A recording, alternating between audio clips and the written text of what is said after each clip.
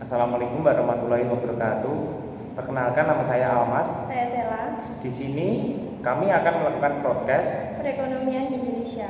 Pertama, apa sih yang kamu ketahui tentang sistem perekonomian? Jadi, sistem perekonomian itu adalah cara suatu masyarakat mengatur kehidupan ekonomi yang disebut sistem ekonomi atau tata ekonomi. Tapi ada juga yang mengartikan bahwa sistem ekonomi itu adalah seluruh lembaga ekonomi yang dilaksanakan dalam suatu bangsa atau negara. Lembaga ekonomi yang dimaksud di sini adalah pedoman atau aturan kaidah seperti contoh kapitalis yang diterapkan di negara Amerika atau sosialisasi di negara Rusia dan Cina. Lalu, apa sih pengertian dari pertumbuhan ekonomi itu? Jadi pertumbuhan ekonomi merupakan salah satu indikator yang sangat penting dalam mengukur keberhasilan pembangunan ekonomi yang terjadi pada suatu negara atau menjadi tolak ukur sejauh mana aktivitas perekonomian negara tersebut dalam periode tertentu. Nah, kita kan sudah membahas tentang pertumbuhan ekonomi. Selanjutnya, jadi bagaimana pertumbuhan perekonomian di Indonesia pada akhir-akhir ini?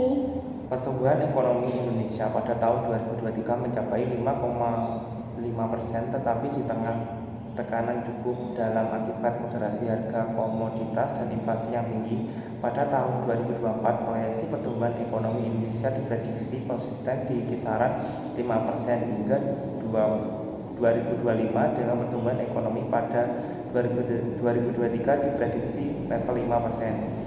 Pada 2024 di level 5,1% dan pada 2025 di level 5,2%. Namun kondisi ekonomi Indonesia juga dibayang-bayangi perlambatan ekonomi global yang dapat menyebabkan tekanan pada pertumbuhan ekonomi Indonesia.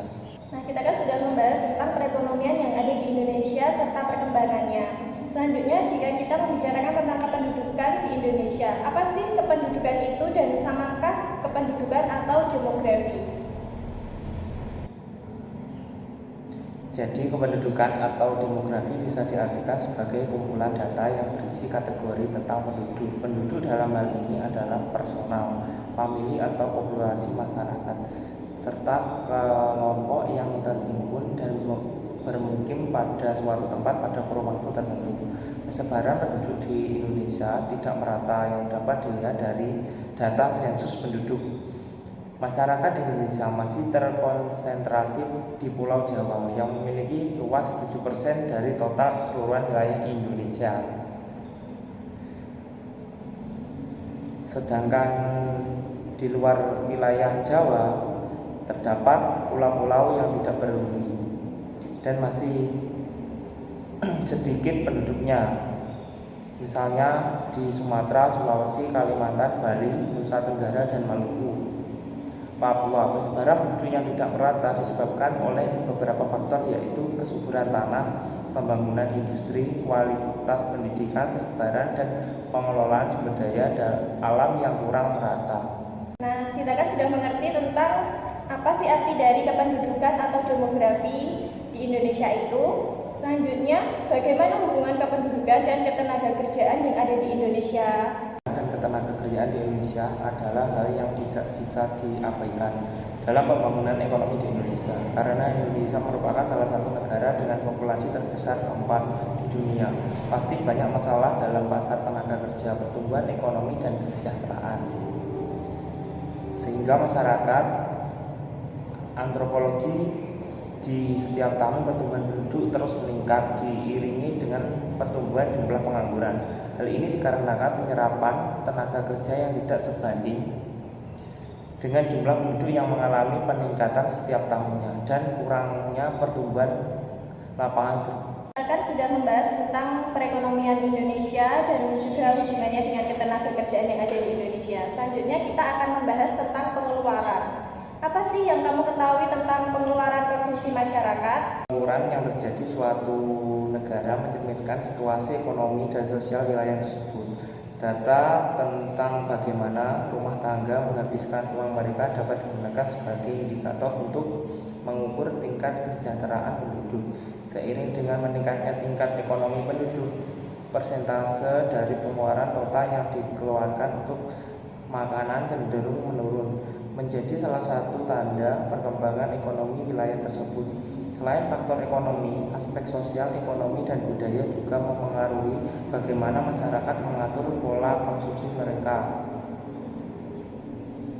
Nah, setelah kita membahas tentang pengeluaran, kita akan beralih untuk membahas tentang investasi. Jadi, apakah yang kamu ketahui tentang investasi itu? Investasi adalah aktivitas menempatkan modal baik berupa uang atau aset berharga lainnya ke dalam suatu benda lembaga atau suatu pihak dengan harapan pemodal atau investor kelak akan mendapatkan keuntungan setelah kurun waktu tertentu. Karena harapan mendapatkan keuntungan di kemudian harilah ini investasi disebut juga sebagai penanaman modal. Nah, kita kan sudah tahu mengenai apa sih investasi itu. Selanjutnya, di Indonesia itu ada berapa sih investasi? Di Indonesia itu jenisnya investasi itu ada berapa? Jadi di Indonesia itu terdapat dua investasi. Yang pertama, investasi jangka pendek, yang kedua, investasi jangka panjang.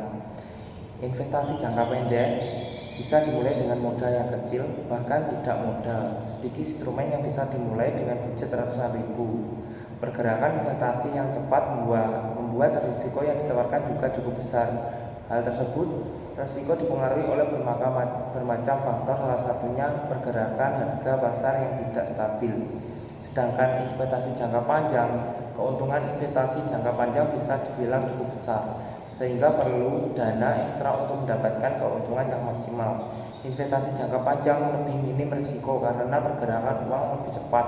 Karena itu tidak heran kalau Warren Buffett mengatakan sabar adalah kunci penting dalam investasi. Kita kan sudah mengetahui tentang investasi itu apa dan jenis-jenis investasi yang ada di Indonesia itu ada berapa. Sekarang saya akan bertanya mengenai manfaat dari investasi. Nah, manfaat dari investasi yang kamu ketahui itu apa sih? Jadi manfaat investasi yang pertama, menghindari dari inflasi. Yang kedua, meningkatkan nilai uang atau kekayaan. Yang ketiga, kebutuhan darurat. Yang keempat, persiapan kebutuhan masa depan. Yang kelima, mencapai financial freedom. Yang keenam, pensiun lebih siap. Yang tujuh, melatih dalam mengambil keputusan. Yang kedelapan, membuka wawasan. Oke, kita kan dari awal sudah membahas tentang perekonomian di Indonesia, terus hubungannya dengan ketenagakerjaan, terus juga dengan pengeluaran yang ada di Indonesia, serta jenis-jenis dan juga manfaat dari investasi. Nah, kita sudah membahas semuanya, jadi marilah kita tutup podcast ini. Terima kasih. Wassalamualaikum warahmatullahi wabarakatuh.